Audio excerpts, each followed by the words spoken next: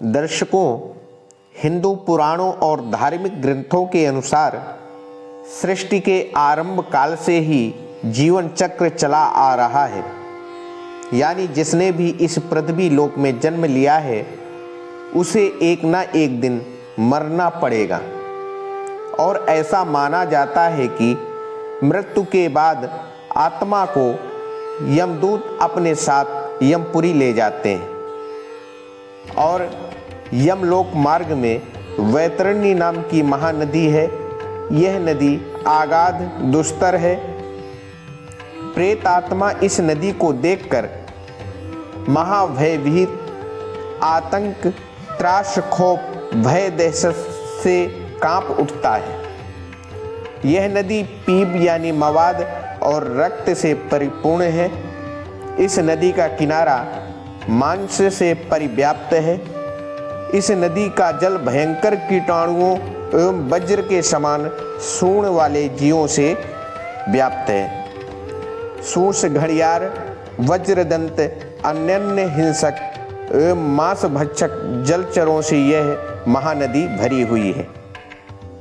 जैसे ही मृत पापी आत्मा को यह नदी देखती है तो इसका जल तुरंत खौलने लगता है और भयंकर रूप को धारण कर लेता है। प्रलय के अंत में जैसे 12 सूर्य उदित होकर विनाश लीला करते हैं, वैसे ही जब पापी आत्मा को यह नदी देखती है तब तपने लगती है, जिससे वह पापी महाताप से व्याकुल होकर चिल्लाता है और करुण विलाप और उसके मुख से बार बार हा भ्रात, हा तात, हा मात यही पुकार करता रहता है। वह पापी उस महाभयंकर धूप के कारण इधर उधर भागता है और सूर्य की गर्मी के कारण उस दुर्गंध युक्त जल में डुबकी लगाता है और आत्मग्लानि से व्यथित दुखी होता है। लेकिन जो व्यक्ति पृथ्वी में गोदान दिया है, उस दान के प्रभाव से वह उस महा वैतरणी नदी को पार कर लेता है। अन्यथा जिसके द्वारा यह दान नहीं हुआ है वह उसी नदी में डूबता रहता है। जो पापी भगवान, आचार्य, गुरु, माता पिता एवं अन्य वृद्ध जनों का अपमान करता है, ऐसा पापी मरने के बाद इसी महानदी में उसका निवास स्थान होता है। जो मूर्ख अपनी विवाहिता पतिव्रता पत्नी का परित्याग करता है, उन पापियों का सदा निवास यही होता है।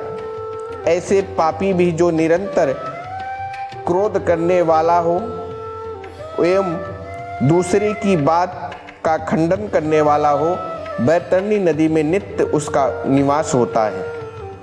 अहंकारी पापी, अपनी झूठी प्रशंसा कराने वाला हो, गर्भपात करने वाला हो, ऐसे महापापी वैतरणी नदी में नित्य निवास होता है। अगर इस महावैतरणी नदी को पार करना हो तो इसका उपाय एक ही है और वह है दान। लेकिन दान कब करें?